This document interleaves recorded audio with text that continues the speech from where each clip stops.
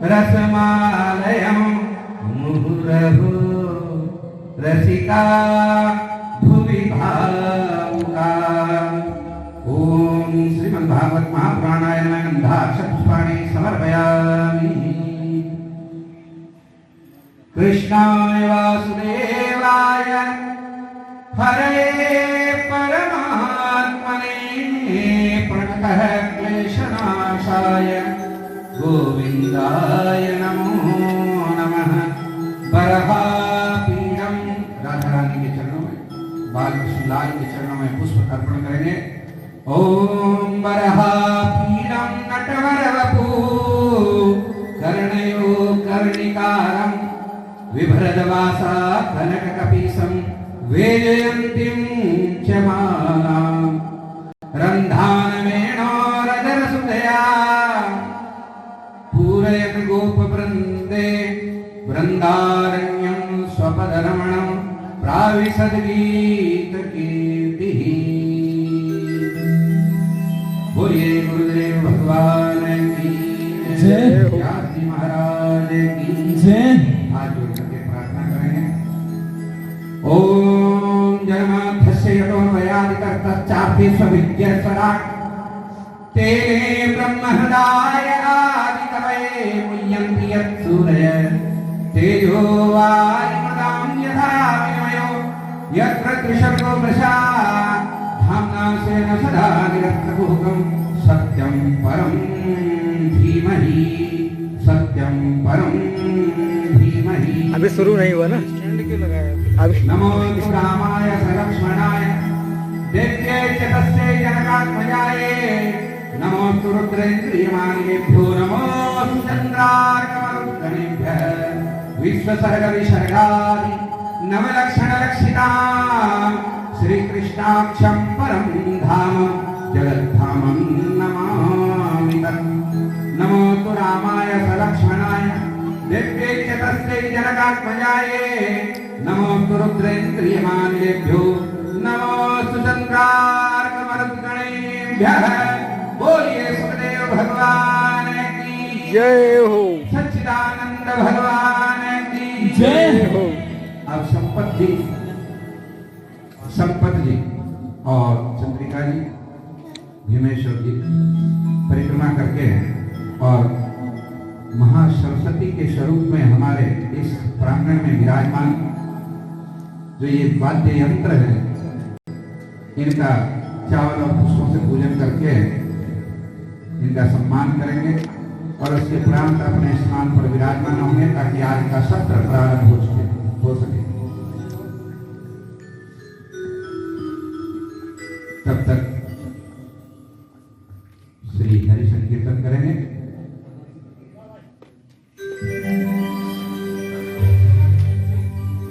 संपत जी, चंद्रिका जी, भीमेश्वर, कनकानंद।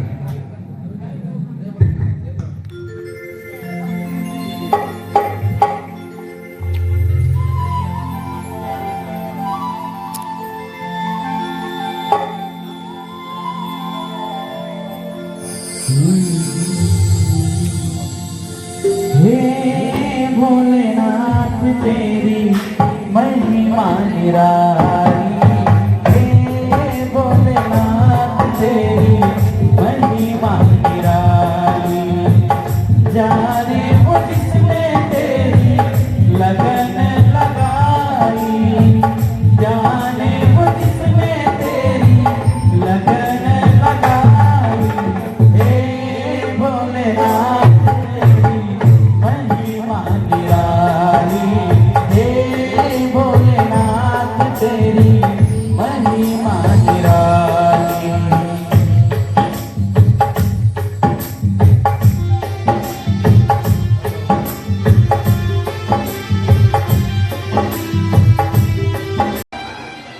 तो वहां पर जो दुर्योधन था वो घायल अवस्था में वहां पड़ा है, यानी अब युद्ध समाप्त हो चुका है, सब अपने अपने घर जा चुके हैं, लेकिन वहां पे दुर्योधन घायल अवस्था में पड़ा है।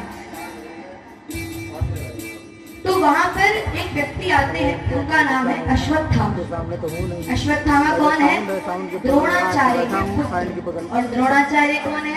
जो अर्जुन है उन्हें जिन्होंने शास्त्र विद्या सिखाई, शस्त्र विद्या सिखाई, वो है द्रोणाचार्य, उनके गुरु हैं। और उन्हीं के बेटे अश्वत्थामा यहाँ दुर्योधन के पास पहुंचे। पहुंच करके क्या कहते हैं? कहते हैं कि राजन, साउंड के बगल यदि तुम्हारी कोई मृत्यु से पहले आखिरी इच्छा है तो मुझे बता दो। दुर्योधन कहता है अश्वत्थामा, मैंने मेरे पूर्ण जीवन इसी में ही समर्पित कर दिया कि मैं पांडवों को कैसे मार सकूं, उनकी हत्या कैसे कर सकूं। और आज देखो उन पांचों में से एक भी ना बच सका और हम 100 में से एक भी ना बच सका। बोलिए कृष्णचंद्र भगवान की जय। लगाते हो, मैं भी देखता हूँ। मेरी आखिरी इच्छा यही है कि मेरे प्राण निकलने से पहले मैं एक बार के लिए मृत्यु से पहले उन पांचों पांडवों के कटे सर देखूं। अश्वत्थामा ने वो आज्ञा मानकर वो वहां से चले, इसलिए पांडवों का सर काट दिया। अब हुआ यूं कि जब युद्ध समाप्त हुआ था, समाप्त होने के बाद पांडव तो अपने शिविर में, अपने कुटिया में जाकर के सो गए थे, निश्चिंत हो गए थे ना, युद्ध तो समाप्त हो चुका है, अब काहे की चिंता। लेकिन जो सावधान था वो कौन था? हमारा कृष्ण। ये सावधान थे। ये सावधान क्यों थे? क्योंकि 5 ऐसी वस्तुएं होती हैं जिनके प्रति आपको हमेशा सावधानी रखनी चाहिए। कैसी है वो? कौन सी वो 5 वस्तुएं? पहला, शत्रु। ये अगर छोड़ते भी हो ना तो भी इनसे सावधानी रखनी चाहिए। शत्रु, सांप, अग्नि और रोग और पाप। ये पांचों अगर आपके जीवन में कोई छोटी मात्रा में भी है तो भी वो आपको आगे जाकर के आपका जीवन भयानक बना सकते हैं, नरक बना सकते हैं। तो भगवान कृष्ण सावधान थे उस समय। अब हुआ यूं कि जब पांडव शिविर में जाकर के सो रहे थे, उधर से अश्वत्थामा चला। रात्रि का समय है, अब युद्ध करके तो जीत नहीं सकता, तो सोचा रात्रि को ही जाकर के पांचों का सर काटना। अश्वत्थामा वहां से चला। यहाँ पांडव कुटिया में सो रहे हैं और भगवान कृष्ण क्या करते हैं? पांचों पांडवों को उठाते हैं, रथ पर बिठाते हैं और जंगल की ओर ले जाते हैं। अश्वत्थामा जब वहां पर पहुंचा तो देखता है कि द्रौपदी है, द्रौपदी के पास में उसके 5 पुत्र सो रहे हैं। अब रात्रि है, अंधेरा ही अंधेरा है, दिख नहीं रहा है कि पांडव है या पांडवों के पुत्र हैं। तो क्या किया? 5 पुत्रों के सर काट दिए और ले जा करके दुर्योधन के सामने खड़ा हो गया। जाकर के कहता है, राजन देखो, मैं पांडवों के सर काट करके ले आया हूं। जैसे ही कपड़ा हटाया, देखा तो पांडवों के पुत्रों के सर। कहने लगा, अरे मेरी बच्चों से कोई दुश्मनी नहीं थी, पांडवों से थी लेकिन उनके पुत्रों से नहीं थी। अब ऐसे ही कहते कहते ही उसके प्राण निकल गए। इधर अब अश्वत्थामा, उधर दुर्योधन के प्राण निकले हैं और इधर अश्वत्थामा अपनी जान बचा के भाग रहा है। पांडवों की मृत्यु हो जाती तब तो उसे कोई भय नहीं था, लेकिन अब तो उसने पांडवों के पुत्रों को मारा है, इसलिए वो वहां से भागा। वहां जब भगवान कृष्ण पांडवों को लेकर के कुटिया में आए हैं वापस, तो देखा द्रौपदी विलाप कर रही है, रो रही है और 5 पुत्रों के सर कटे हुए हैं। अर्जुन ने कहा द्रौपदी से कि द्रौपदी, मैं तुम्हारे आंसू तब पूछूंगा जब मेरे पुत्र हंता का, जिसने मेरे पुत्रों को मारा है, उसका सर काट करके तुम्हारे सामने ले आऊं। अब अर्जुन और भगवान कृष्ण वहां से चले हैं। अर्जुन ने क्या कहा है भगवान कृष्ण से?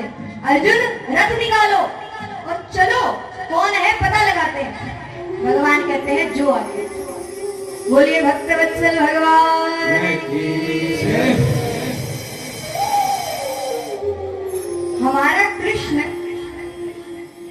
जितना अच्छा सखा है, जितना अच्छा ड्राइवर है, जितना अच्छा स्वामी है और जितना अच्छा पुत्र है, उतना संसार में कोई और आपको मिल ही नहीं सकता। अर्जुन ने क्या किया? अर्जुन ने भगवान से एक नाता जोड़ा था। किसका? सखा का, कि भगवान कृष्ण मेरे मित्र हैं। और भगवान ने कितने नाते जोड़े? 4। कौन कौन से? अपनी बहन ब्यादी बहनोई, रणभूमि में गीता सुना दी तो शिष्य बना लिया। तीसरा ड्राइवर बन गए। और चौथा बताओ, चौथा और कौन सा उनका उसके साथ रिश्ता था? किसके साथ? अर्जुन के साथ।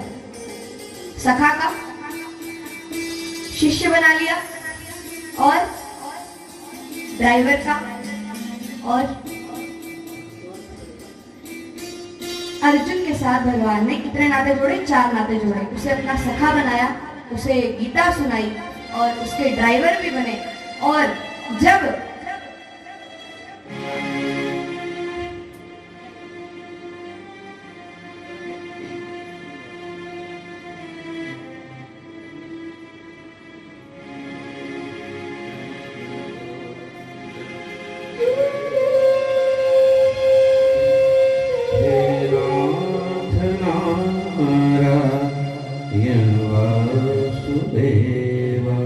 गिनती गलत कर दी शायद, 4 हो गए। रुकिए बात मैं बता चुकी हूँ। तो ये 4 नाते भगवान कृष्ण ने अर्जुन से जोड़े थे। इसका अर्थ क्या निकलता है कि अगर हम भगवान से नाता जोड़ते हैं, अगर हम भगवान से नाता जोड़ें तो उनसे अच्छा और नाता हमसे और कोई निभा ही नहीं सकता।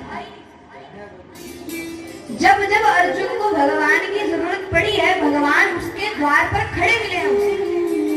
अब इसी प्रसंग में एक कथा आती है, महाभारत की कथा है कि जब जयद्रथ कौन है? जिसने द्रौपदी का अपहरण किया था। और जयद्रथ कौन है? महाभारत में जब अर्जुन का पुत्र अभिमन्यु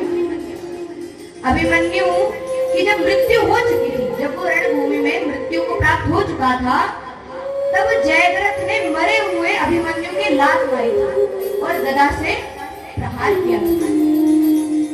अब उधर जब अर्जुन को ये बात पता चली तो अर्जुन ने क्या किया? अर्जुन ने कहा, अरे मानव तू इतना नीच हो सकता है? मरने के बाद तो शत्रुता खत्म हो जाती है, और तुमने तो मेरे पुत्र को मारा भी षड्यंत्र से। गदा से प्रहार किया, लात मारी है। जाओ, कल सूर्यास्त से पहले अगर मैंने तुम्हें नहीं मार दिया तो मैं खुद जल करके मर जाऊंगी। अर्जुन ने प्रण ले लिया। इधर भगवान बोले, अर्जुन जोश में होश नहीं खोया कर। तुम जानते हो जयद्रथ के पिता ने वचन मांग रखा है, वरदान मांग रखा है। क्या वरदान? कि जो मेरे पुत्र का सर काटेगा, जिसके हाथों से मेरे पुत्र का सर काट करके नीचे गिरेगा, उस व्यक्ति के सर के 100 टुकड़े हो जाएंगे। अब भगवान कहते हैं, मारोगे तो भी मरोगे, नहीं मारोगे तो भी मरोगे। अर्जुन क्या कहता है ये देखिए। अर्जुन ने कहा, जीवन के बारे में सोचना हमारा काम नहीं है। मानो क्या? जीवन के बारे में सोचना हमारा काम नहीं है। हमने जिस दिन तुम्हारे हाथ में हमारे घोड़ों की लगाम थमा दी थी, हमने तुम्हारा चिंतन करना शुरू कर दिया था, उस दिन से हमने हमारी चिंताएं तुम्हारे हाथ में दे दी। हमारा काम क्या है? हमारा काम है चिंतन करना, और तुम्हारा काम क्या है? हमारी चिंता करना। अब अर्जुन कैसे बचे, इसके बारे में कृष्ण को सोचना है, अर्जुन को नहीं सोचना है। कृष्ण सोचेंगे अर्जुन कैसे बचेगा, क्या करेगा। कृष्ण दोबारा बोले, अरे पार्थ, बड़ी विकट परिस्थिति है, कुछ तो सोचो क्या करना है। अर्जुन ने कहा, कृष्ण थका हुआ हूँ, युद्ध भी करना है, अब तो तुम मुझे सोने दो, कल युद्ध में जाना हो तब मुझे बुला ले। अर्जुन निश्चिंत होकर के सोया सारी रात, और भगवान कृष्ण विचार करते रहे कि क्या करना है। अब प्रातः काल जब जाने लगे तो महाराज युधिष्ठिर आए हैं विदा करने के लिए। देखा भगवान कृष्ण क्या देखते हैं कि थाल लिए खड़े हैं युधिष्ठिर जी, और उनके नेत्रों से आंसू आ रहे, नेत्र सजल है उनके। पूछा, अरे महाराज युधिष्ठिर आप रो कैसे रहे? तो युधिष्ठिर कहते हैं, नाथ मेरी एक प्रार्थना है। भगवान कृष्ण ने पूछा, क्या प्रार्थना है? तो कहा कि जैसा आप अर्जुन को भी ले जा रहे हैं ऐसा मैं सायंकाल देखना चाहता हूँ, यही मेरी अंतिम आपसे प्रार्थना है। भगवान कृष्ण क्या कहते हैं? मुस्कुराते हैं पहले, फिर क्या कहते हैं, अरे युधिष्ठिर जब तक मैं हूं तब तक अर्जुन है, तुम्हारा तो एक नाता है, मेरे तो चार चार नाते हैं। अब बताओ एक नाते वाले की ममता ज्यादा होगी या चार नाते वाले? कहा तुम निश्चिंत हो जाओ, जैसा लेकर के जा रहा हूं वैसे ही वापस लौटा। और जब सायंकाल को जैसी युक्ति से जयद्रथ को मारा है, और जब सायंकाल को लौटे हैं, युधिष्ठिर ने देखा है कि अर्जुन आ रहे हैं, ऊपर से देवताओं ने पुष्प बरसा करके बाजे बजाए हैं। बोलिए श्री कृष्ण चंद्रलाल। हमारे कृष्ण हमारी रक्षा करते हैं। बात सारी भावों की है। आप 7 दिन में मेरी अगर कथा पर आप जोर देंगे, मैं एक ही बात कहूंगी, सारी बात भाव की है। आप क्या कर रहे हैं, आप कितनी माला कर रहे हैं, आप कितनी आरती घुमा रहे हैं, कोई कुछ भी इतना मायने नहीं रखता। सारे हमारे द्वारा किए गए कर्मों का जो सार है वो यही है कि हमारे अंदर उनके प्रति कोई भाव भी है या नहीं है। इसीलिए अगर आप कृष्ण को पुकारोगे तो वो जरूर आते हैं। समर्पित भाव से कर करके देख लो एक बार, लेकिन कहोगे कैसे? भाव क्या रखोगे?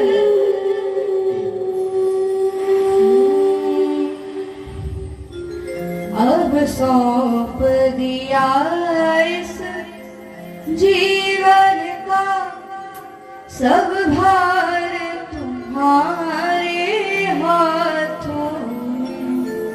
अब सौंप दिया इस जीवन का जितना भी भार है उठाओ और उसके हाथ में दे दो। आप अगर चिंता करने लग गए फिर वो तो निश्चिंत हो जाएंगे कि ये अपने आप देख लेगा, मैं क्यों इसकी चिंता करूं। उसके हाथ में अपना भार सौंप दो, फिर जो होता है वो जाने। अच्छा हो तो भी तू कर रहा है माधव, और नहीं हो रहा अच्छा तो भी तू ही कर रहा है। हम अगर दुखी हैं तो भी तू ही कर रहा है, और अगर खुश हैं तो भी। के हाथ में सारी तुम्हारे हाथों में अब सौंप दिया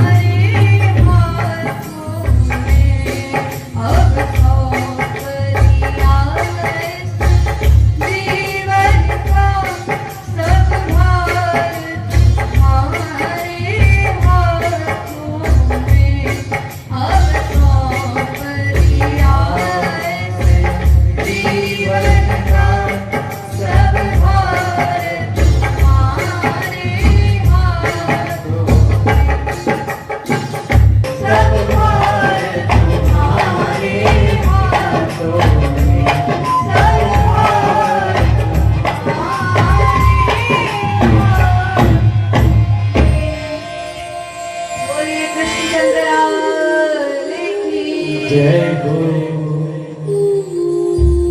अब यहाँ जो हमने प्रसंग में सुना, तो अब उसने अश्वत्थामा को पकड़ लिया है और वो उसने उसे उठा करके वो द्रौपदी के सामने वो खड़ा कर रहा है। क्या कह रहा है कि लो द्रौपदी, तुम्हारे पुत्रों का हंसा तुम्हारे सामने खड़ा है, तुम कहती हो तो इसे अभी हम मार देते हैं। वो चाहते तो उसे पहले भी मार सकते थे, लेकिन पुत्रों के प्रति ममता मां की ज्यादा होती है, इसलिए उन्होंने वो निर्णय किस पर छोड़ा? द्रौपदी पर। द्रौपदी के सामने ला करके खड़ा किया है किसे? अश्वत्थामा को, और कहा है लो तुम्हारे पुत्र हंता को हम पकड़ लाएंगे।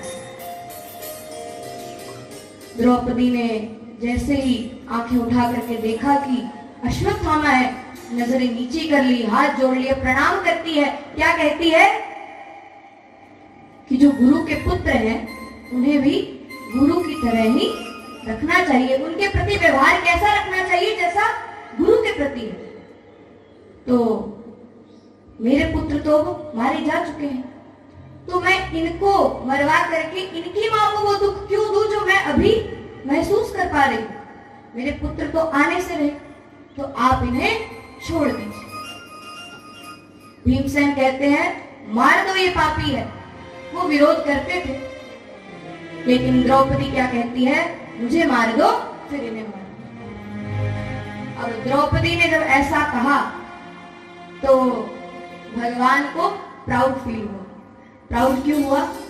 उनकी सखी थी द्रौपदी, और उन्होंने देखा कि ये है सच्ची भक्ति। भक्ति कैसे सच्ची है? हालांकि ममता से बड़ा और कोई भाव नहीं है। जिस माँ के 5 पुत्र मर चुके हैं, वो कह रही है कि छोड़ दो, इतना बड़ा भाव है। ये भक्ति का भाव होता है। कैसे होता है? भक्त कभी भी दूसरे को पीड़ा में नहीं देख सकता। भक्त कौन होता है? भक्त की परिभाषा क्या होती है? जो किसी और को पीड़ा में ना देख पाए। हालांकि द्रौपदी अभी दुख के अंदर जितनी है उतना उसके पति भी नहीं है, लेकिन वो किसके बारे में सोच रही है? अश्वत्थामा की मां के बारे में, कि मेरे पुत्र तो मारे जा चुके हैं, मैं किसी और की मां को क्यों रुलाऊं? भगवान प्रसन्न हुए, भाई भक्ति हो तो ऐसी हो। उसके पश्चात अब फिर क्या किया जाए? कोई ना कोई तो दंड मिलना चाहिए। अश्वत्थामा को ऐसे तो छोड़ा जा नहीं सकता। तो क्या करते हैं? अश्वत्थामा के यहाँ एक मणि थी। वो मणि क्या दर्शाती थी? अश्वत्थामा की शक्तियां, अश्वत्थामा का वो रक्षा कवच था, अश्वत्थामा का मान सम्मान सब वो मणि थी। उन्होंने उसकी मणि निकाल ली और उसे उसका सर मुंडवा करके वहां से निकाल दिया। अब जब उसे निकाला वहां से, अब चाहिए तो ये था कि वो कृतार्थ होता, एहसान मानता द्रौपदी का कि मेरी जान बचा ली, नहीं तो आज मैं मारा जाता। लेकिन जो नीच होता है ना, जिसका नीचत्व होता है जिस व्यक्ति में, वो नीचता उस व्यक्ति की जाति नहीं है। जैसे चंदन के वृक्ष पर सांप लिपटे रहते हैं, लेकिन वो अपना जहर नहीं छोड़ते, तो जिसका जैसा स्वभाव है वो उसे नहीं छोड़ता। उसने क्या किया? उसे जैसे ही बाहर निकाला, उसने ब्रह्मास्त्र का प्रहार कर दिया। किस पर कर दिया? उत्तरा। उत्तरा कौन है? उत्तरा के गर्भ पर कर दिया। उत्तरा है कौन? अर्जुन का जो बेटा अभिमन्यु, जिसकी मृत्यु हो चुकी थी, उसकी पत्नी का नाम है उत्तरा। और उनके गर्भ में कौन है? परीक्षित जी। तो परीक्षित जी उत्तरा के गर्भ में है, वो उनका वंश है जो वो आगे चलाएंगे। तो अश्वत्थामा ने क्या किया? उस गर्भ पर प्रहार कर दिया। किससे? ब्रह्मास्त्र से। अब उत्तरा को जब पता चला, उसने देखा कि ब्रह्मास्त्र का प्रहार हो चुका है और मेरा पुत्र मर जाएगा, वो दौड़ी दौड़ी कहां गई? श्री कृष्ण के पास। कहती है, नाथ, मेरे गर्भ में जो बालक है वो आपका भक्त है, मैंने प्रारंभ से ही आपका चिंतन किया है, आप इसकी रक्षा कीजिए। ये मेरे गर्भ में था, इसलिए मैं मेरे पति की मृत्यु के बाद सती नहीं हो पाई, आप इसकी रक्षा करिए। भगवान ने कहा, डरो नहीं। भगवान क्या करते हैं? भगवान एक अंगूठे जितना रूप धारण करते हैं, इतने से भगवान रूप में उत्तरा के गर्भ में चले जाते हैं। अब उत्तरा के गर्भ में जाकर के 12 महीनों तक परीक्षित की रक्षा करते हैं। बोलिए कृष्णचंद्र भगवान की जय। भगवान गर्भ में जाकर के रक्षा कर रहे हैं। कितने महीनों तक? 12। होते तो 9 महीने हैं, तो 12 महीनों तक क्यों की? देखिए, ऐसा कहते हैं कि ब्रह्मास्त्र से वो जो शिशु था, अजन्मा शिशु था, वो उसकी मृत्यु हो चुकी थी या उसके शरीर पर उसका प्रभाव पड़ चुका था, लेकिन भगवान ने 3 महीने तक तो उसे संभाला कि वो कैसे ना कैसे सही हो जाए। फिर कहते हैं भगवान ही थे जिन्होंने परीक्षित को स्वरूप दिया अपने तेज से। तो भगवान की कृपा से परीक्षित सुरक्षित और सही रूप से उनका जन्म हुआ और उनका उत्तरा की गर्भ की रक्षा। बोलिए श्री कृष्णचंद्र लाल की जय। अब एक बात है, भगवान चाहते तो बाहर से रक्षा कर सकते थे, उन्हें गर्भ में जाने की क्या जरूरत है? वो तो संकल्प मात्र से कर सकते हैं, वो तो परमात्मा है। तो भगवान गर्भ में क्यों गए? शास्त्रों में गर्भ को नरक का द्वार बताया गया है, माने जो माँ का गर्भ होता है वो नरक होता है। भगवान गर्भ में जाकर के दुनिया को ये बताना चाहते थे, अगर मेरा भक्त किसी विपत्ति में है तो मुझे नरक में जाना पड़े तो भी मैं जाऊंगा। बोलिए श्री कृष्णचंद्र लाल की जय। भगवान अपने भक्त को बचाने के लिए नरक भी जा सकते हैं। अब उत्तरा के गर्भ की रक्षा हुई और परीक्षित का जन्म हुआ, और जब धीरे धीरे सारी विपत्तियां टल गई, अब युद्ध समाप्त हो चुका है, परीक्षित का भी जन्म हो चुका है, भगवान कृष्ण क्या करते हैं? युधिष्ठिर को राजा बना देते हैं, उनका राज्य अभिषेक कर देते हैं और उनसे कहते हैं कि मैं थोड़े दिन के लिए द्वारिका हो आता हूँ, क्योंकि अब बहुत समय से यही थे महाभारत युद्ध में। तो जब ठाकुर जी जाने लगे पांडवों से विदा लेकर, तो उनसे तो विदा ले ली, लेकिन अब बुआ कुंती को प्रणाम करके जाना था। जो उनकी बुआ है कुंती, उन्हें प्रणाम करते हैं और आज्ञा लेते हैं, कहते हैं कि बुआ मैं थोड़े दिन द्वारिका जाता हूँ, आप मुझे आज्ञा दे दो। बुआ क्या कहती है? आप तो भगवान हो, सृष्टि का कल्याण करने के लिए आप जन्म लेते हो, आपको कौन रोक सकता है, लेकिन जाने से पहले मुझे एक वरदान चाहिए। भगवान ने बोला, मांगो, क्या वरदान चाहिए? कहती है, मेरे जीवन में हमेशा विपत्तियां ही विपत्तियां हैं, मेरे जीवन में हमेशा दुख ही दुख आए। कोई दुख मांगता है? लोग क्या मांगते हैं? सुख आए, संपत्ति आए, दुख कोई नहीं मांगता।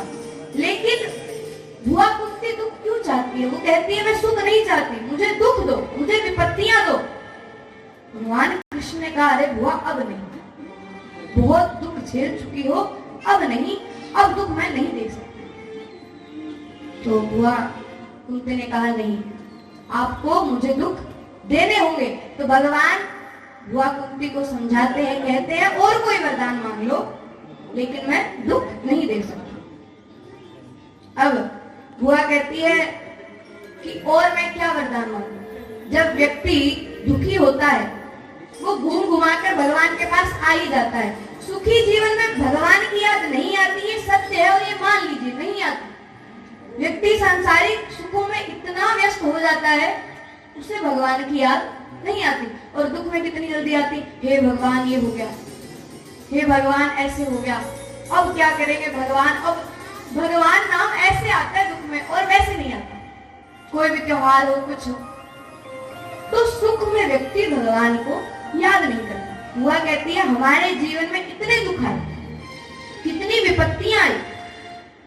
भीमसेन को जहर पिलाकर मारना चाहा, द्रौपदी की आपने लाज भी बचाई, और हिडंब राक्षस भी आया। लेकिन आज यानी जब इतनी विपत्तियां आई तब तो आप हमारे साथ थे, आज जब युधिष्ठिर का राज्य अभिषेक हो गया, युधिष्ठिर राजा बन गया, आज आप कहते हैं मैं द्वारिका चला जाऊं। ये इसका अर्थ तो यही हुआ आप दुखियों के साथ रहते हैं और जो सुखी हैं उनको आप छोड़ देते हैं।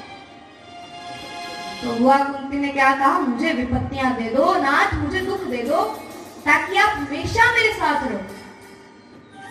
भगवान कृष्ण ने कहा, अब तुम्हारे दुख समाप्त हो चुके हैं, अब मैं दुख दे ही नहीं सकता कुंती, तुम और कुछ मांगो। तो बुआ कुंती भगवान से क्या कहती है, कहती है कि फिर ये वरदान दे दो कि मेरा मन सदा तुम में लगा रहे, मेरा मन सदा तुम में लगा रहे, मेरा मन घर में ना लगे, ताकि जब मेरी मृत्यु हो तो मैं तुम्हारा चिंतन करते करते तुम्हें ही प्राप्त कर लूं। मैं दोबारा आना नहीं चाहती, जीवन नहीं जीना चाहती, मुझे तुम्हारी प्राप्ति करनी है। तो भगवान ने कहा तथास्तु। अब बुआ तुम घर में भी रहोगी तो भी तुम्हें मेरा ही चिंतन होता रहेगा। यहाँ कुंती ने भगवान को पहले अपना बनाया और फिर भगवान ने क्या किया, उसे अपना खुद को पूरा उसे दे दिया कि तू मेरा चिंतन करती रहेगी और अंत में तुझे मेरी प्राप्ति हो जाएगी। और परिणाम स्वरूप बुआ का फिर कभी घर में मन लगा नहीं।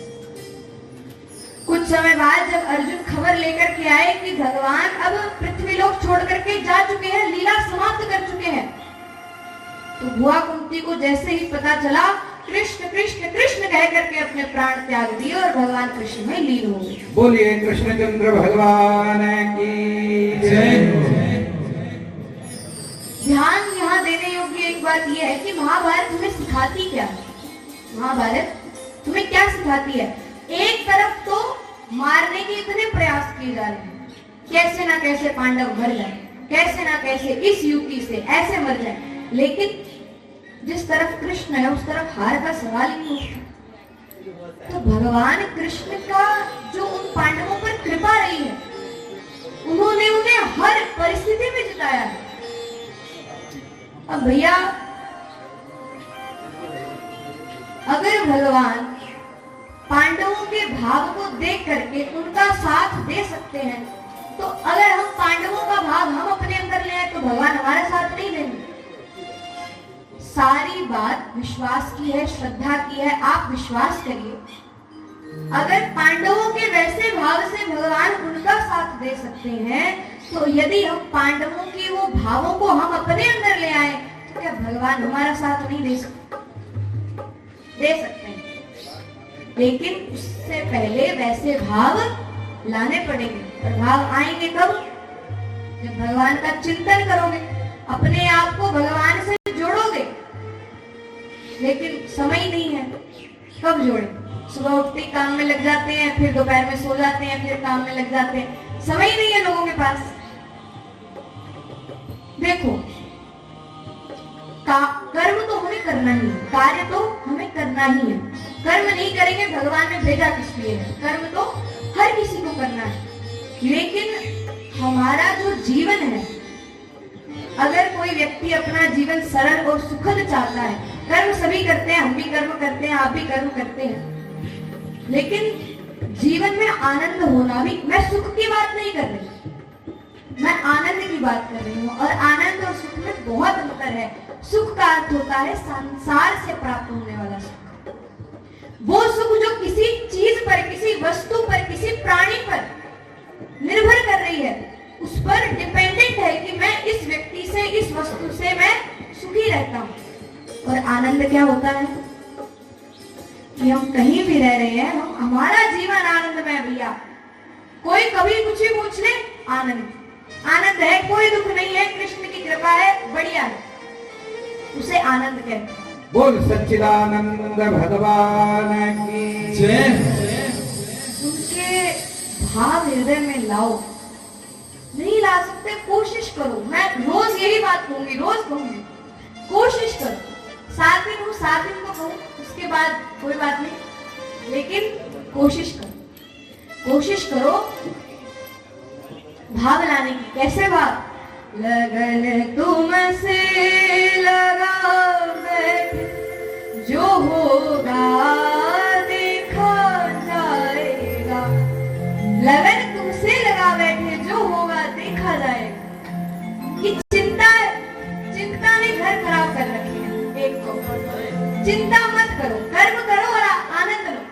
जो होना है वो तो होकर के रहेगा, उसको तो आप नहीं रोक सकते ना, वो तो लिखा जा चुका है, कल ये कर्म होने वाला है तो वो तो होगा।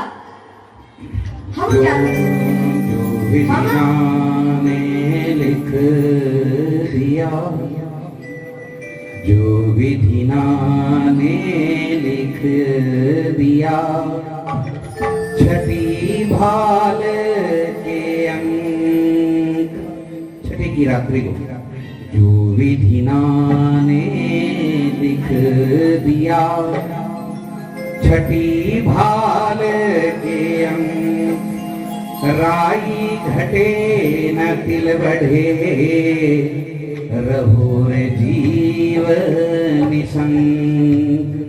बोलिए सच्चिदानंद भगवान की जय। लगन तुमसे लगा मैं, लगन तुमसे लगा मैं, जो होगा देखा जाएगा। लगन तुमसे लगा जो होगा देखा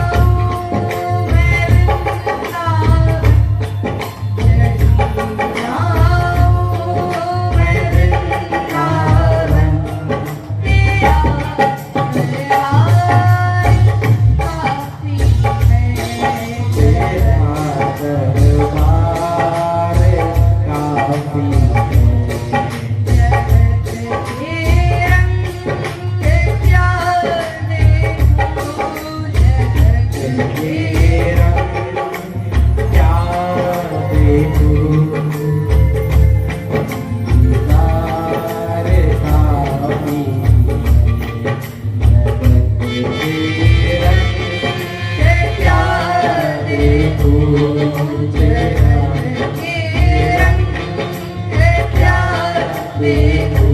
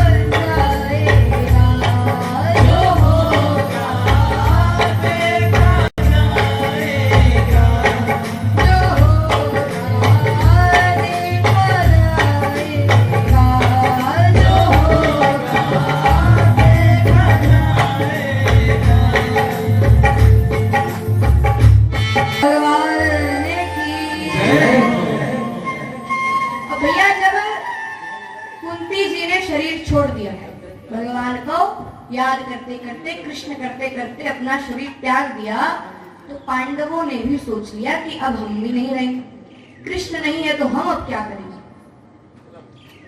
तो पांडवों ने क्या किया, पांचों गूंगे और बहरे बन करके घर से निकल गए और परीक्षित को राजा बना दिया, राजपाट संभलवा दिया और पांचों क्या बन करके निकल गए, गूंगे और बहरे।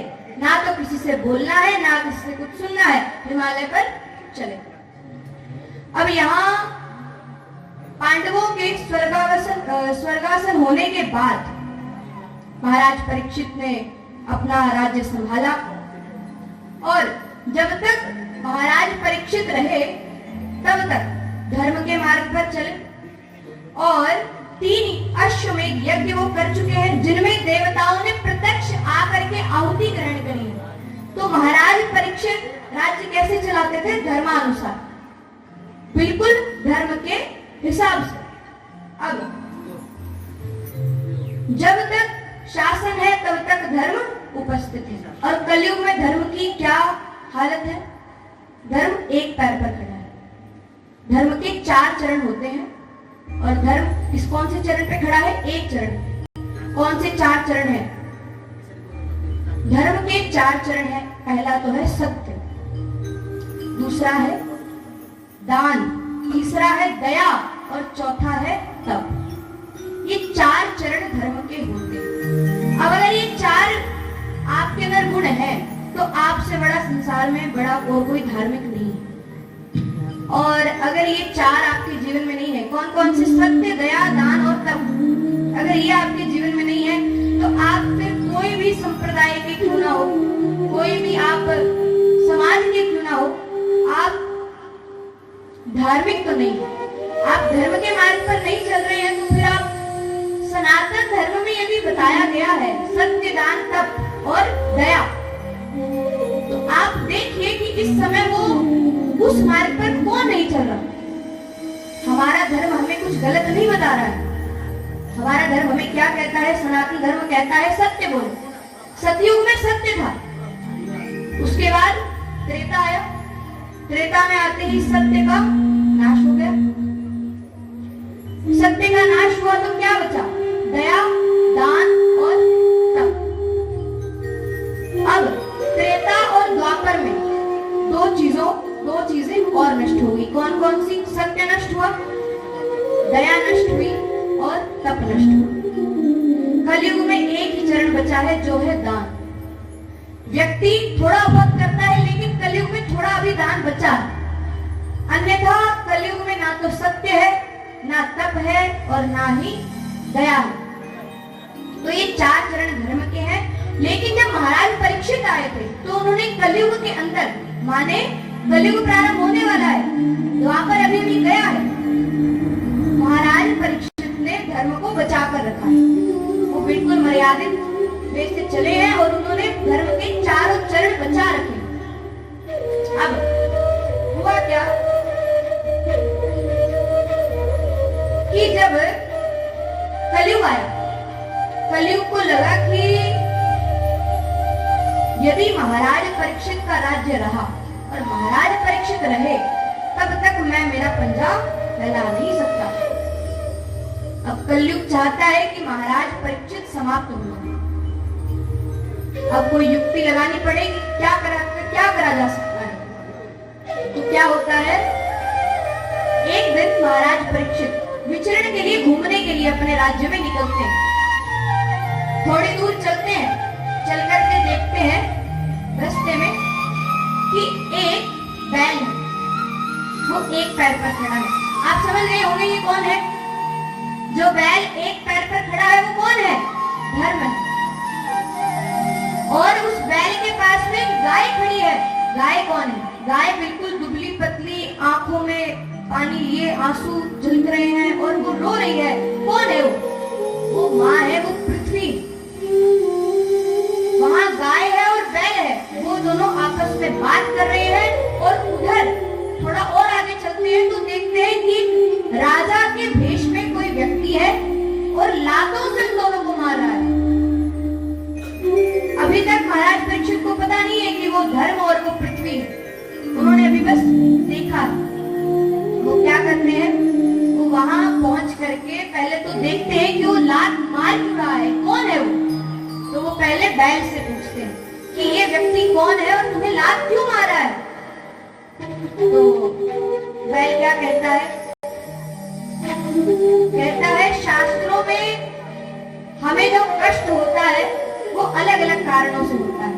कोई कहता है भगवान कष्ट देते हैं, कोई कहता है हमारे कर्म हमें कष्ट देते हैं, कोई कहता है कोई भी कारण है, अलग अलग कारणों से हमें कष्ट होता है। तो मैं किसको दोष दूं? महाराज परीक्षित इतने में समझ गए कि वो धर्म है। उन्हें कैसे पता चला? धर्म किसी को दोषी नहीं मानता। धर्म किसी को दोषी नहीं मानता, उसके लिए सब एक समान। इसीलिए महाराज परीक्षित समझ गए कि वो धर्म है और वो गाय जो है वो पृथ्वी है। अब उन्होंने उस राजा, वो जो राजा के भेष में खड़ा है, उससे उसका परिचय पूछा, तू कौन है और तूने क्यों मारा है? तो कहता है मैं कलयुग हूं। महाराज परीक्षित ने कहा, तू यहाँ से चला जा, नहीं तो मेरे हाथों मारा जाएगा।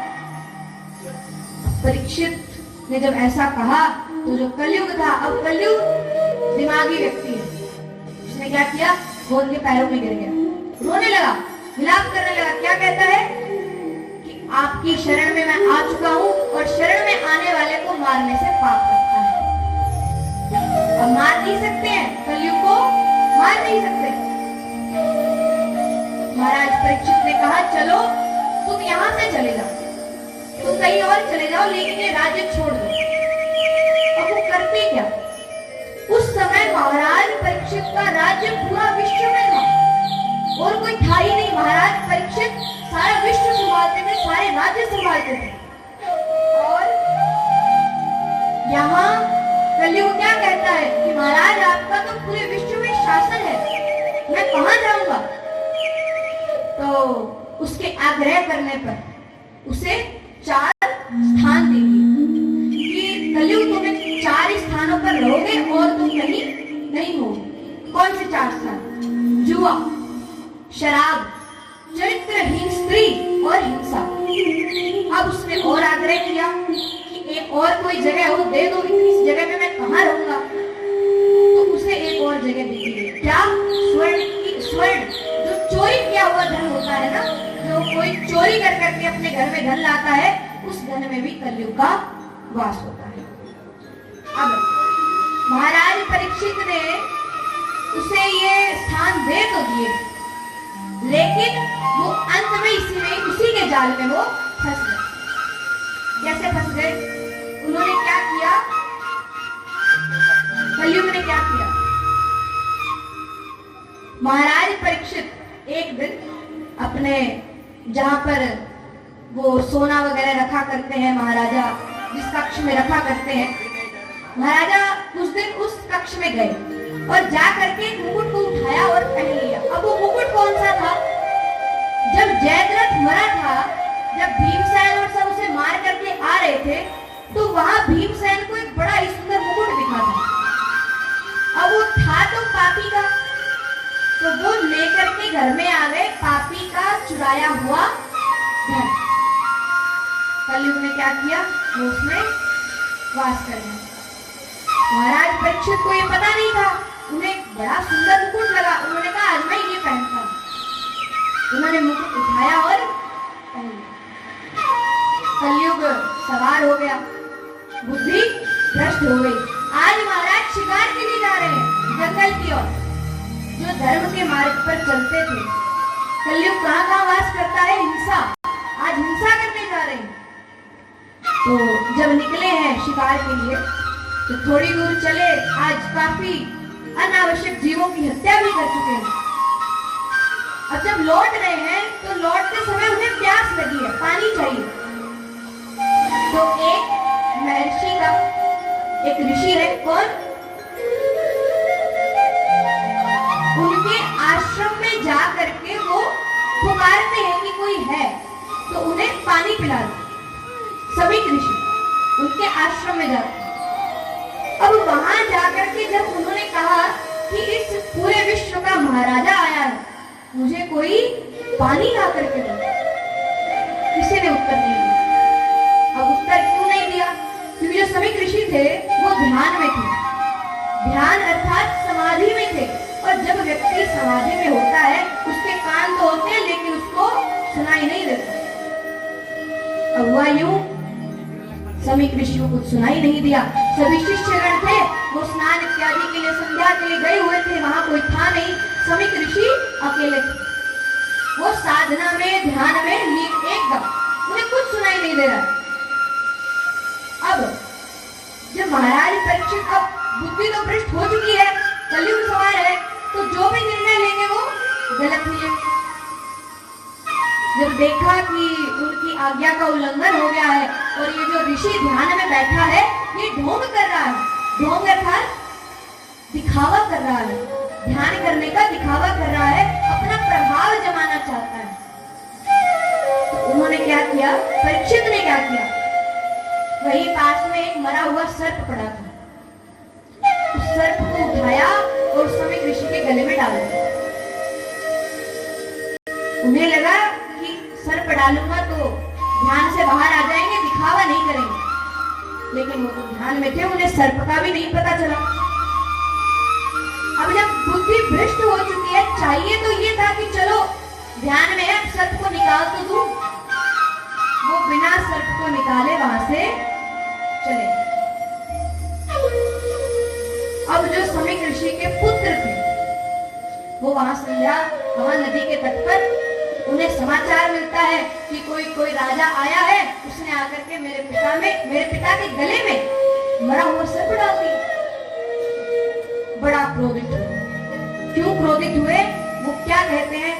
अरे क्षत्रियो, तुम हम ब्राह्मणों के द्वारा किए गए तपों पर तो इन राज्यों को संभाल पा रहे हो और तुम हमें विवश कर रहे हो। अगर हमने तुम्हें कोई श्राप दे दिया तो? लेकिन उनसे उनका क्रोध नहीं संभला और उन्होंने उसी क्षण हाथ में जल लिया और श्राप दे दिया कि जिस राजा ने मेरे पिता के गले में मरा हुआ सर्प डाला है, आज से 7वें दिन उसकी मृत्यु हो जाए सर्प के डसने से। अब जब वो श्राप लगा, महाराज परीक्षित को नहीं पता है अभी तक, समीक ऋषि को भी नहीं पता है कि श्राप लग चुका है। लेकिन जब समीक ऋषि साधना से बाहर आए तो सांप देखा, लेकिन उन्होंने कुछ रिएक्शन नहीं दिया, कुछ रिएक्ट नहीं किया। उन्होंने सांप उतारा और रख दिया। लेकिन जब आसपास आए बालकों ने बताया कि उनके पुत्र ने एक राजा को श्राप दे दिया है, ऐसे ऐसे हुआ था। अब संत हैं, अगर संत नहीं होते तो उनका उत्तर क्या होता? एक नॉर्मल पर्सन का, एक नॉर्मल व्यक्ति का क्या उत्तर होता कि बेटा तुमने बहुत बढ़िया किया, ऐसे राजा के साथ ऐसा ही होना चाहिए। जो उसने किया है वो गलत किया है, उसने कैसे सर्प डाल दिया। लेकिन वो संत उन्होंने क्या कहा? वो राजा में कमी नहीं निकाल रहे, वो अपने पुत्र को डांट रहे हैं। क्या कह रहे हैं? अरे बेटा, महाराज परीक्षित की वजह से ही तो भजन कर पा रहे हैं, कलयुग आ नहीं पा रहा और तुमने उन्हें ये मृत्यु का श्राप दे दिया। ये संत का स्वभाव होता है। जो संत होते हैं या जो अच्छे लोग होते हैं वो क्या करते हैं? वो पहाड़ जैसी सामने वाले की गलतियों को भी राई के बराबर समझते हैं। और जो दुष्ट होते हैं ना, वो क्या करते हैं? जो दुष्ट व्यक्ति होते हैं वो ये करते हैं कि सामने वाले की राय भर की सी गलती भी हो जाए तो उसे जैसे क्या ही कर दिया।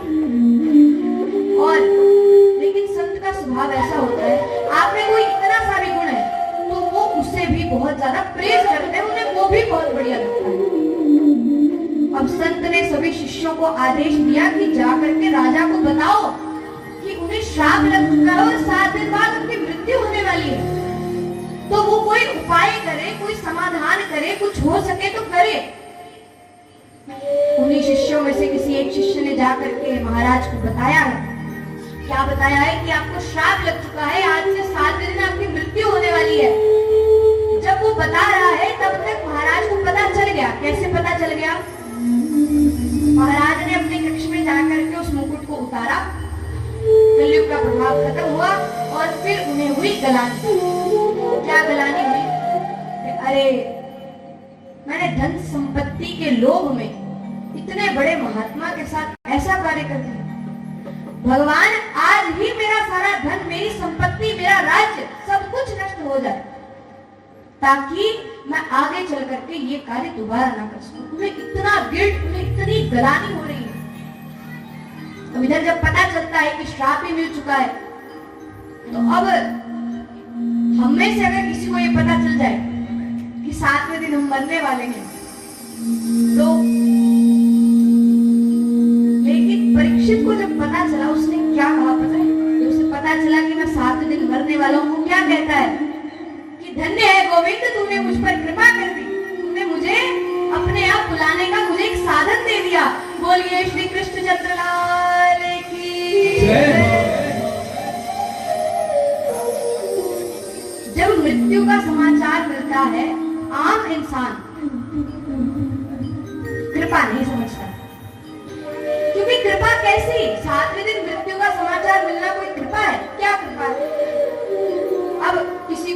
चल जाए, नहीं कहना चाहिए, लेकिन किसी वृद्ध को, चलो हम वृद्ध भी लोग हैं यहाँ पे, लेकिन क्षमा चाहते हैं हम, प्रसंग है तो कहना पड़ेगा। आज अगर किसी वृद्ध, किसी बाबा, किसी अम्मा को पता लग जाए कि 7वें दिन मेरी मृत्यु होने वाली है, मैं मरने वाली हूँ, मैं मरने वाला हूँ, वो 100 डॉक्टर के चक्कर काटे पहले, फिर उन्हें लगेगा ये नहीं हुआ, फिर वो क्या करेंगे, महात्माओं के पास जाएंगे, महात्मा जी कोई कुछ इलाज करो, 7वें दिन मरने वाली हूँ या मरने वाला हूँ, अभी तक बेटे पोता पोती की अभी तक शादी नहीं हुई। इस चक्कर में वो क्या करते हैं, महात्माओं के चक्कर काटते हैं, डॉक्टरों के चक्कर काटते हैं। इसी विषय में एक प्रसंग है, एक सेठ था, बड़ा ही धनवान, बड़ा धन संपत्ति उसके पास थी। एक दिन क्या हुआ, उसने अपने मुनीम से कहा कि अरे तुम ना पूरा धन जोड़ करके, पूरा अनुमान लगा करके बताओ कि हमारे पास कितना धन है जो कितने समय तक चल सकता है। अगर हम आज काम छोड़ दें तो हम घर पे बैठे बैठे कितने समय तक भोजन या हमारी जो भी क्रिया है वो हम कब तक कर सकते हैं, हमारा खर्चा कब तक चल सकता है।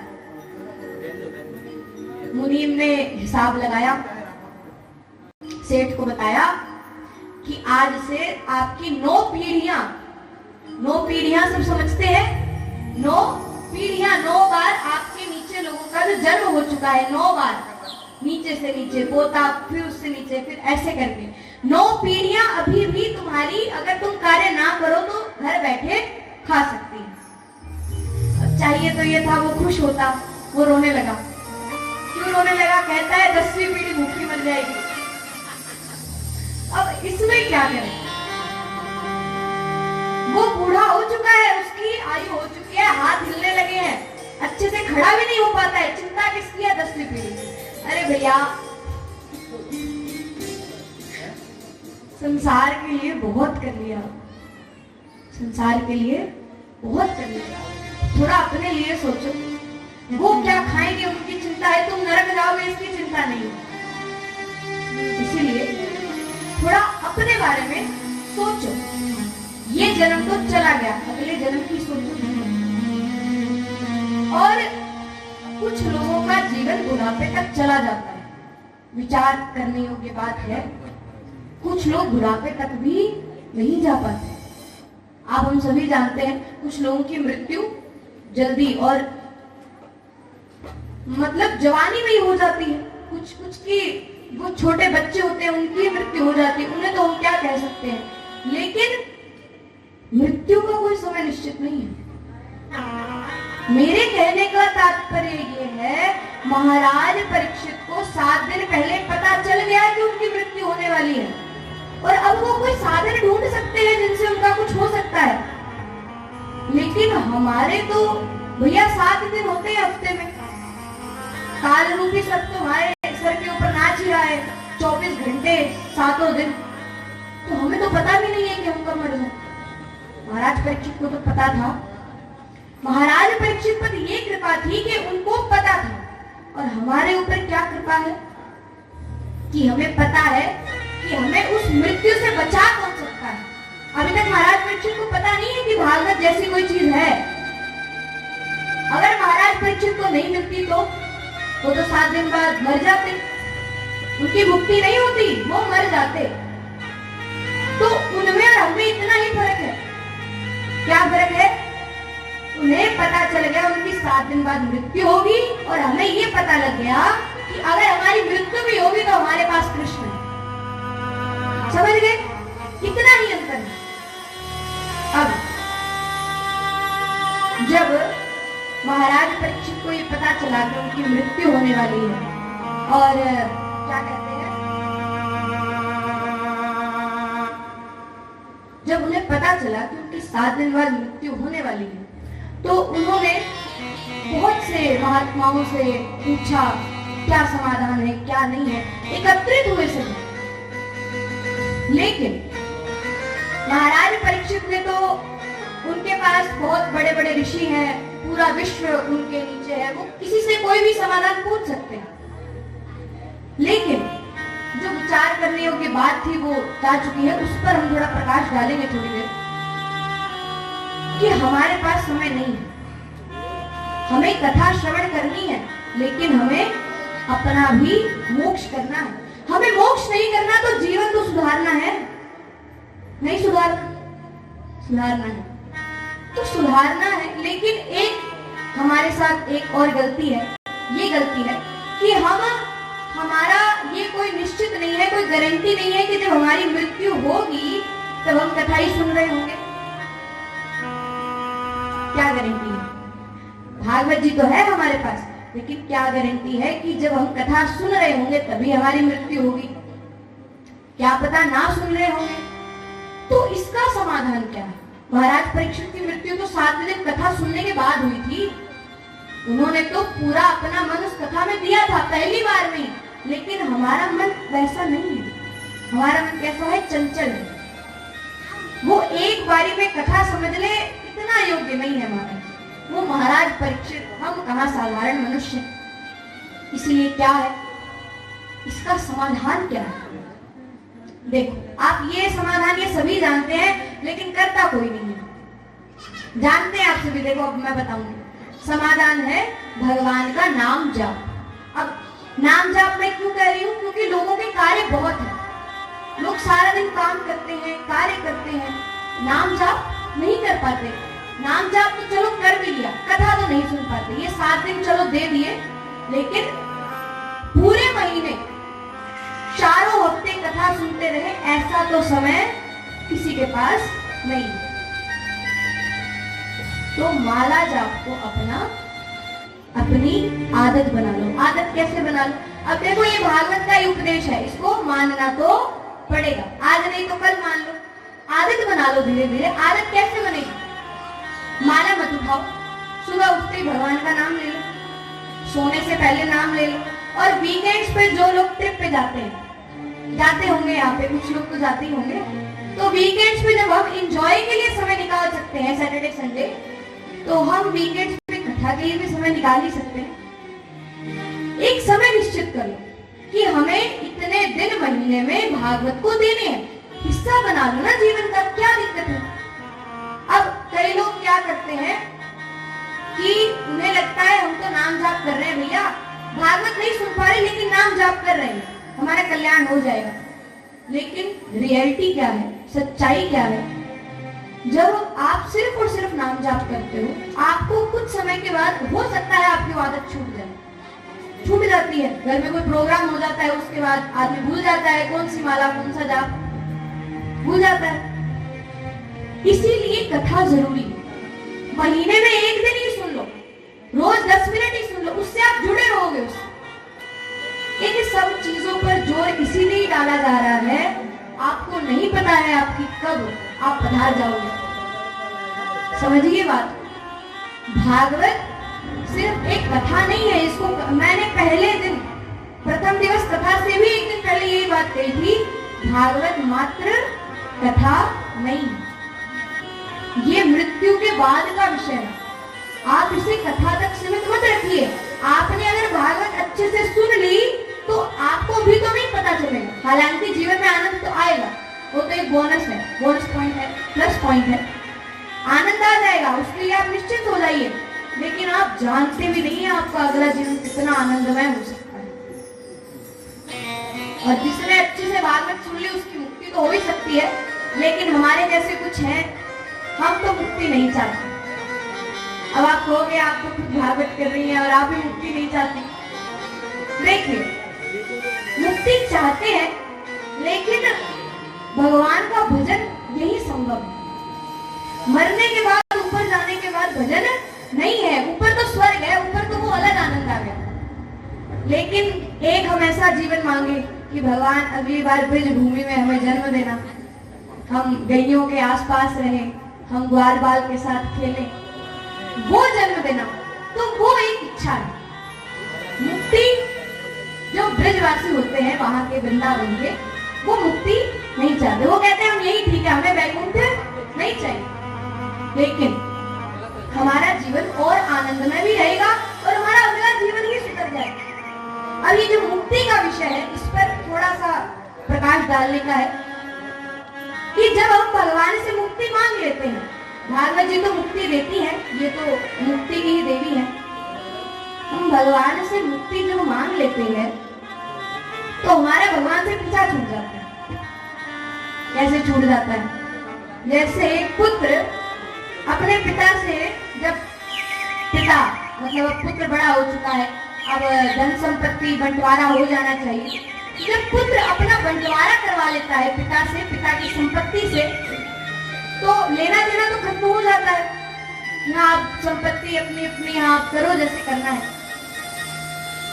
और एक पुत्र वो है जो कहता है पिताजी आप तो हो ही, मैं यही हूँ, जब तक वो तब तक वो बात की बाद में देखेंगे। अब ये भगवान पर अप्लाई करिए। कैसे? भगवान से जब हम मुक्ति ले लेते हैं, मुक्ति प्राप्त, तो हम उनमें लीन हो जाते हैं, हमारा फिर जन्म नहीं होता है, हम संसार के अंदर आना हमारा बंद हो जाता है। और एक हम भगवान से ये कहते हैं कि गोविंद मुक्ति नहीं चाहिए, जन्म चाहिए, और ऐसी जगह चाहिए जहां मैं तुम्हारा नाम जोर जोर से पुकार कर तुम्हें बुला सकूं, तुम्हारा चिंतन कर सकूं नित्य प्रति। वो चिंतन मुक्ति के बाद नहीं होता। तो माने मुक्ति से भी बड़ी भक्ति है, भक्ति से बड़ी भी नहीं है मुक्ति। मुक्ति तो चाहिए लेकिन भक्ति से बड़ी नहीं है। तो भैया जो भी उम्र है आपकी, जो भी उम्र है, भगवान का अभी भजन कर लो। कुछ नहीं पता है कब वो समय आ जाएगा और आपको जाना पड़ जाएगा। इस विषय में जो बुढ़ापा कभी भी आ सकता है, भगवान का भजन कर लो। इस पर लोग एक बार तो थोड़ा प्रकाश डालते हैं, थोड़ा जोर देते हैं, हाँ हम कभी भी मर जाएंगे, हमें भजन करना है, लेकिन उस चीज को कोई समझता नहीं है पूर्ण रूप से। उसे समझिए। क्या समझिए?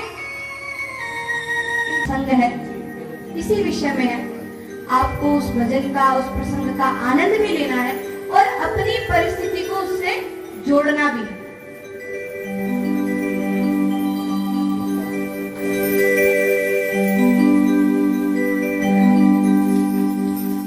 अनमोल तेरा जीवन कैसे गवा रहा है,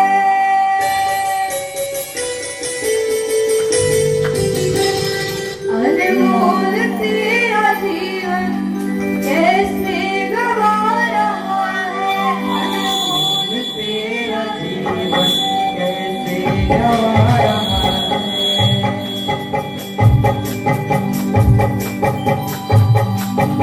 अनमोल तेरा जीवन कैसे गवा रहा है। अनमोल तेरा जीवन कैसे गवा रहा है। किसी और तेरी किसी और जा रहा है, अनमोल तेरा जीवन, गवा रहा है। अनमोल तेरा जीवन। गवा रहा है।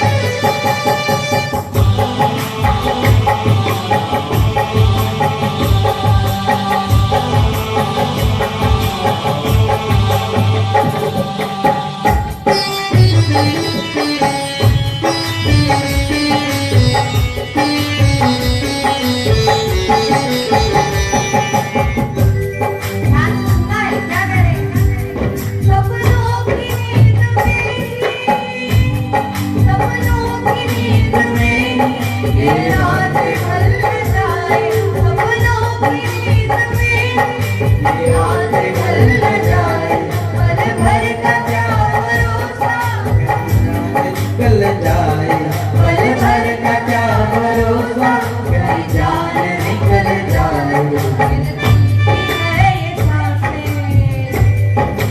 जय हो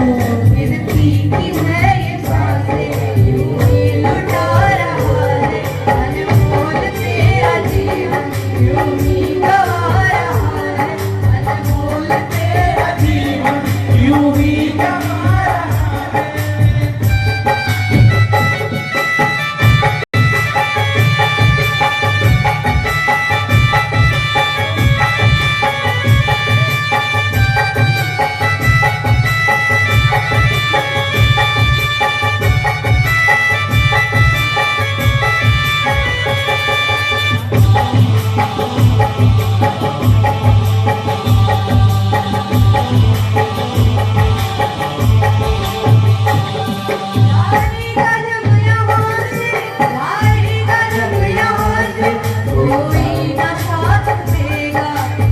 जाएगा जब यहाँ से कोई न साथ देगा। इस हाथ जो दिया है उस हाथ जाके लेगा। इस हाथ जो लिया है उस हाथ जाके लेगा। कर्मों की है ये खेती, कर्मों की है ये खेती, आज पार कर्मों की है ये खेती, पल आज पा रहा है अनमोल तेरा जीवन, अनमोल तेरा जीवन यूं ही गवा रहा है। इस और तेरी मंजिल, इस और तेरी मंजिल, इस और जा रहा है। इस और तेरी मंजिल, इस और जा रहा है अनमोल तेरा जीवन, अनमोल तेरा जीवन यूं ही गवा रहा है।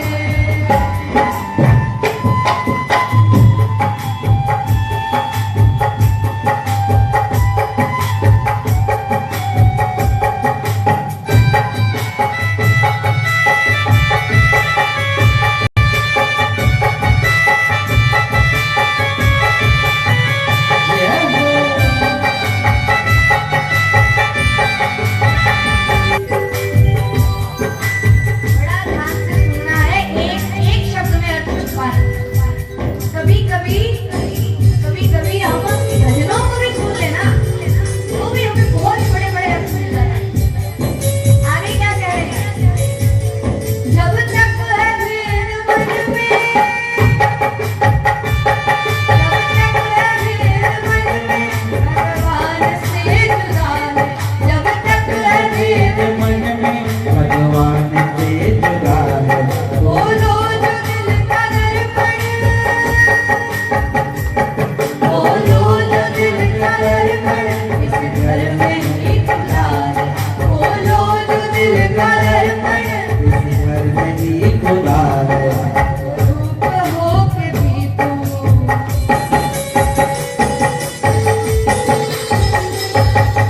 रूप हो के भी तू सुख आज पा रहा है।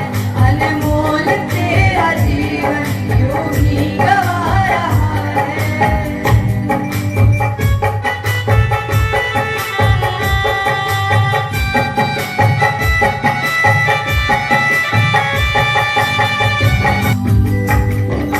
अनमोल तेरा जीवन और जा रहा है।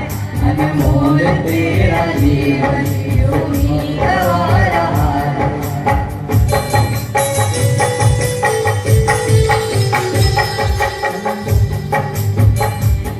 इस और तेरी मंजिल, इस और तेरी मंजिल, इस और जा रहा है। अनमोल तेरा जीवन यूं ही गवा रहा है। अनमोल तेरा जीवन यूं ही गवा रहा है।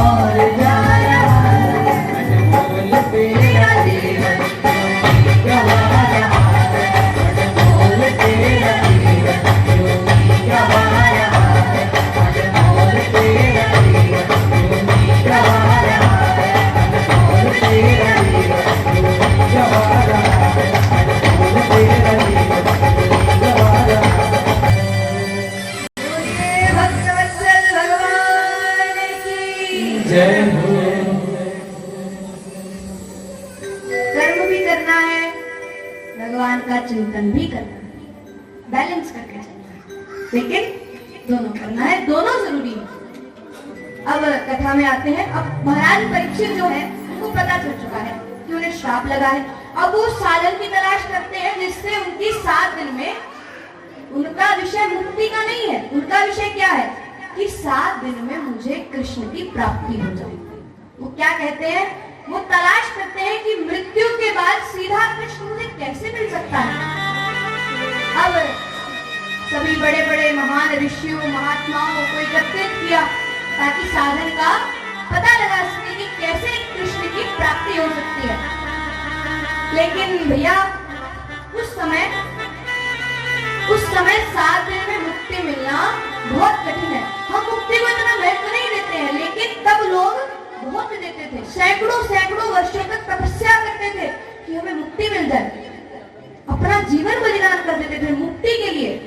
अब परीक्षित चाहता है 7 दिन के बाद मुझे कृष्ण की प्राप्ति हो जाए, तो कृष्ण की प्राप्ति अर्थात मुक्ति, तो कृष्ण की प्राप्ति चाहता है, लेकिन 7 दिन में मुक्ति मिलना बहुत कठिन है। अब 1000 ऋषि मुनि एकत्रित हुए गंगा तट पर, कहां पर, जहां कथा प्रारंभ होगी आगे जाकर के, वहां पर हजारों ऋषि मुनि एकत्रित हुए हैं और वहां आकर के बैठे हैं कौन, महाराज परीक्षित, श्रापित होकर। इसलिए कि कोई साधन है तो भैया बता दो कैसे मुक्ति हो सकती है। उनका एक ही निवेदन है कि भैया मुक्ति करा दो, कृष्ण की प्राप्ति करा दो। लेकिन एक व्यक्ति भी खड़ा नहीं हुआ ये कहने के लिए कि मैं मुक्ति करा दूं। और सोचिए वो समय कौन सा था, द्वापर का अभी एंड हुआ है और कलयुग प्रारंभ हुआ है। उस समय पर व्यास जी और भी बहुत ऋषि थे और महाराज कितने ऋषि, हजारों ऋषि एकत्रित हुए और मुक्ति का साधन किसी के पास नहीं। इतने वर्षों से साधना, क्योंकि क्या है, कारण क्या है, सैकड़ों हजारों जन्मों के बाद भी यदि मुक्ति मिल जाए तो वो सस्ती है, ये मानिए, क्योंकि मुक्ति मिलना बहुत कठिन है। अब जब कोई साधन नहीं मिला, किसी के पास उत्तर नहीं, तब वहां पर जब किसी के पास कोई साधन नहीं मिला तो जो ज्ञान महापी चंद्रमा थे, कौन है बताइए, महाराज शुकदेव जी भगवान, उन्होंने आकर के वो आसन स्वीकार कर लिया, वो सिंहासन स्वीकार कर लिया जो महाराज परीक्षित ने अपने गुरु के लिए बनाया था। बोलिए शुकदेव भगवान की जय। उन्होंने परीक्षित से कहा, क्या कहा, परीक्षित 7 दिन की कथा सुन लो, 7वें दिन सीधा वैकुंठ जाओगे और तुम्हें कोई रोक नहीं पाएगा। अर्थात मुक्ति की गारंटी किसने दी, महाराज परीक्षित को, शुकदेव जी। मुक्ति अगर आसानी से मिल जाती तो भागवत जी आज हमारे सामने नहीं है। अर्थात मुक्ति पहले थी संसार में। मुक्ति किसके साथ थी, जैसे भक्ति है ना वैसे मुक्ति भी थी।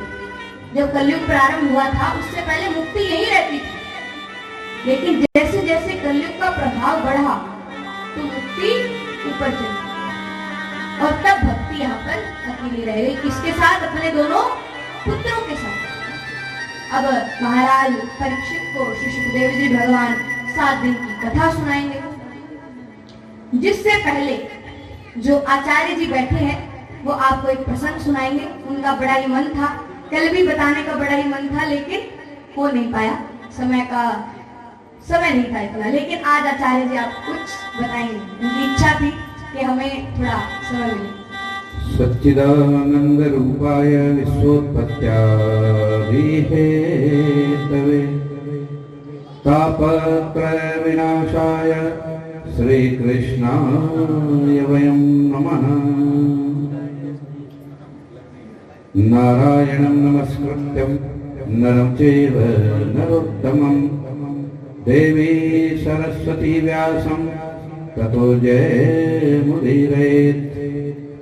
कृष्णाय वासुदेवाय हरे परमात्मने प्रणतः क्लेशनाशाय गोविन्दाय नमो नमः। आओनी पधारो म्हारा सांवरिया,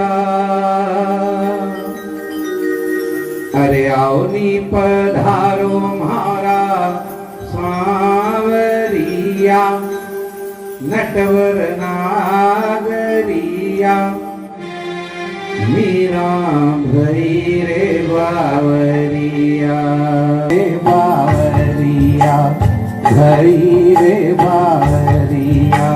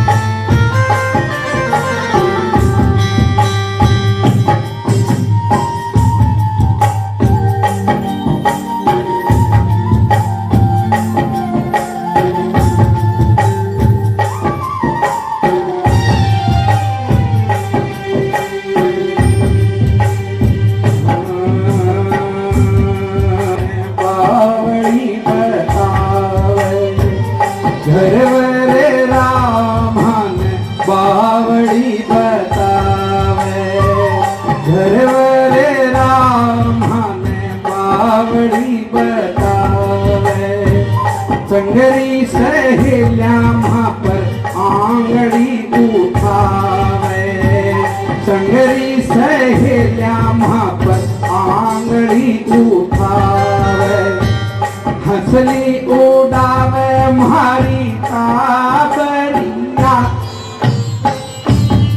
तोड़ना है, हाँ हंसली उड़ावे म्हारी काबरिया, हंसली उड़ावरिया, मीरा भई रे बावरिया, भई रे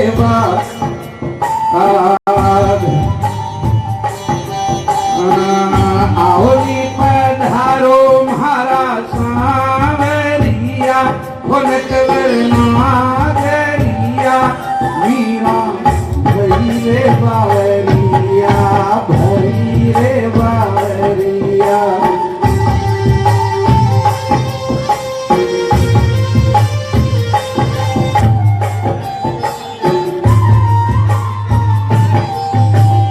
एक बात कान्हा हमारी गांठ बांध धरे ले, और एक बात कान्हा हमारी गांठ बांध धर ले, चाहे जितनो दुख दे, चाहे तू परख, और चाहे जितनो दुख दे, चाहे तू परख ले, मैं नाटी कुली मेरा सांवरिया, मैं नाटी कुली मेरा सांवरिया, नटवर नागरिया, मीरा भई रे बावरिया, मैं नाटी कुली मेरा सांवरिया, नटवर नागरिया, मीरा भई रे बावरिया, भई रे आओनी पधारो म्हारा सांवरिया, नटवर नागरिया, मीरा भई रे बावरिया, भई रे बावरिया। देखो भगवान नारायण को याद किया, नर पलस आयन, आप बोलते होंगे बार बार, बोलिए श्रीमन नारायण नारायण नारायण, श्रीमन नारायण नारायण नारायण, भजमन नारायण नारायण,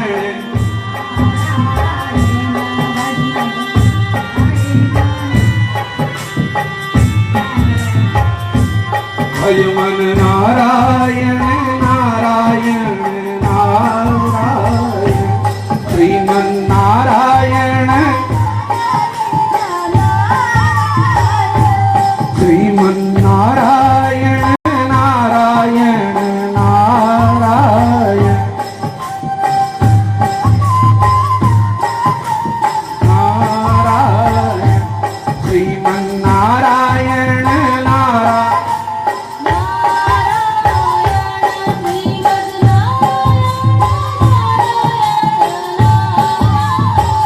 देखिए, अगर आराम से बोलते हो तो ठीक है,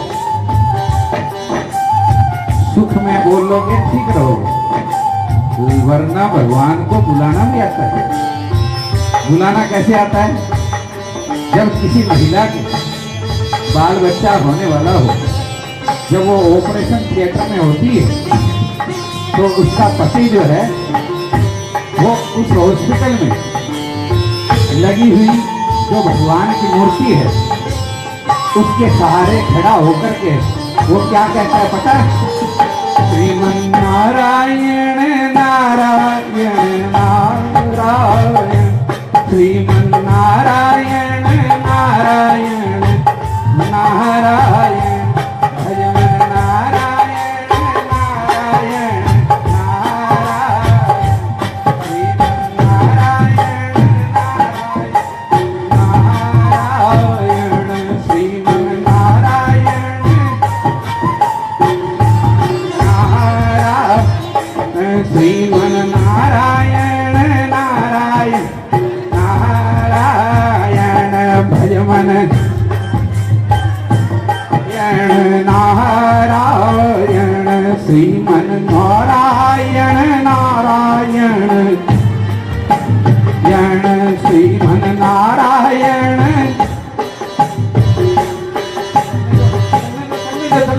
नारायण नारायण मुकुंद माधव गोविंद बोल केशव माधव हरि बोल मुकुंद माधव गोविंद बोल Keshav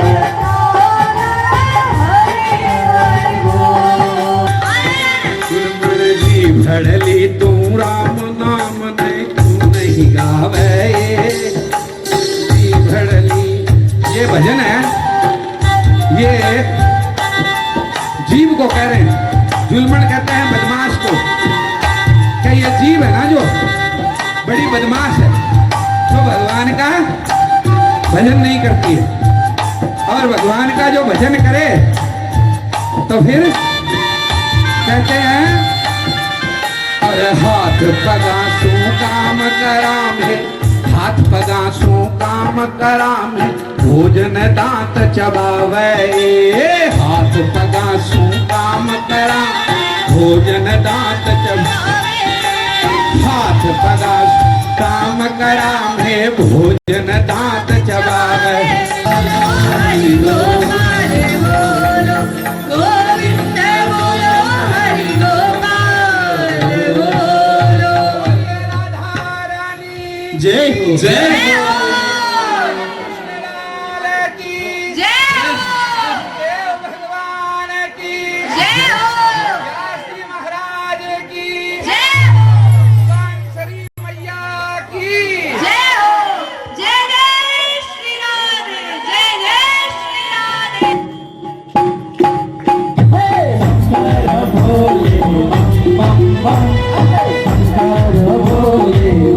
bam bam bam bam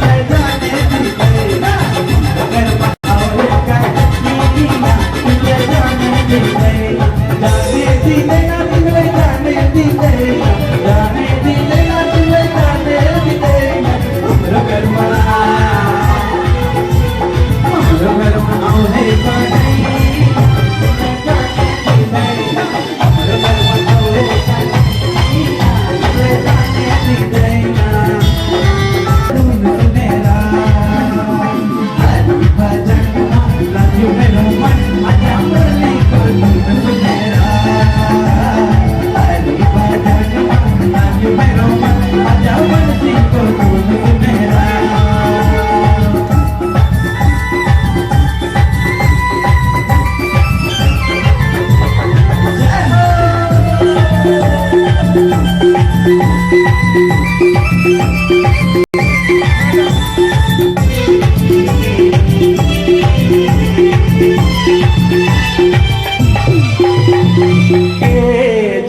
प्रभु तिम्रो शरणमा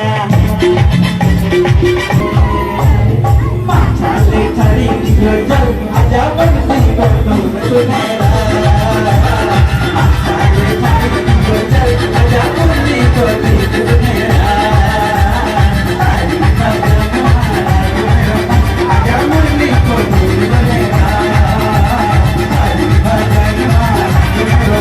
आज बन्दी गर्नु सुनेर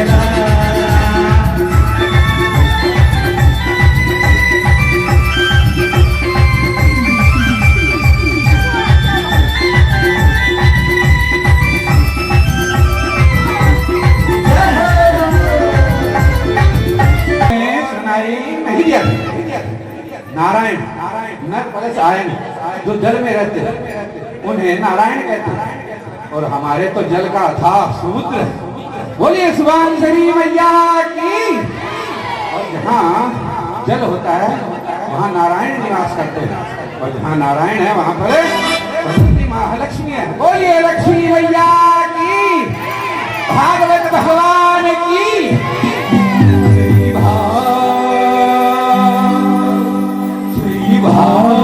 भगवान की है आरती पापियों को पाप से है तारती पापियों को पाप से है तारती श्री भागवत भगवान की है आरती पापियों को पाप से है तारती पापियों को भगवान की है आरती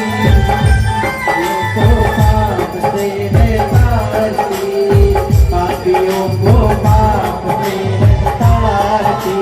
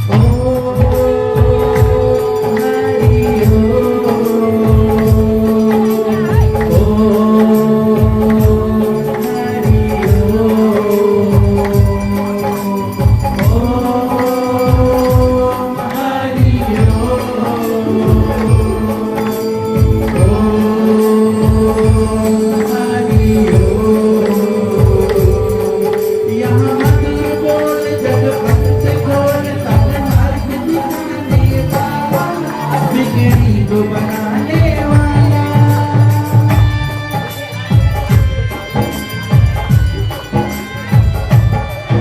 यहाँ मधुर बोल पंत बोल हनुमान दिखाने वाला जिंदगी को बनाने वाला श्री राम यही घनश्याम यही श्री राम यही घनश्याम यही प्रभु की महिमा की आहार भी काफियों को पाप में रहता काफियों को पाप में रहता श्री भागवत भगवान की है आरती काफियों को पाप में रहता काफियों को पाप में रहता कर्पूर गौरम करुणावतार संसार सारम मूलेन्द्राय सदावसंतम विद्यारविन्दे पावन भवानी दक्षिणाम तमेव माता पिता तमेव तमेव बन्धु तमेव तमेव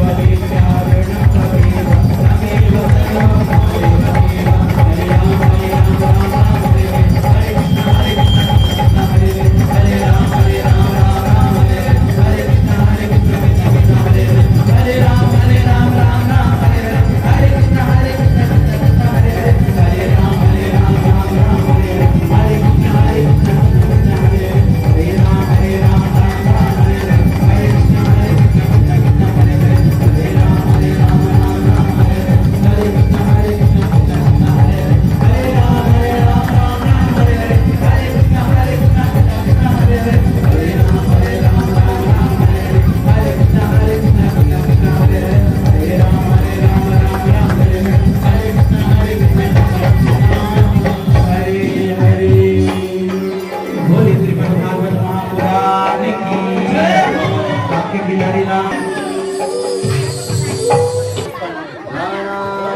पुष्पाणि यदा कालो दवाय च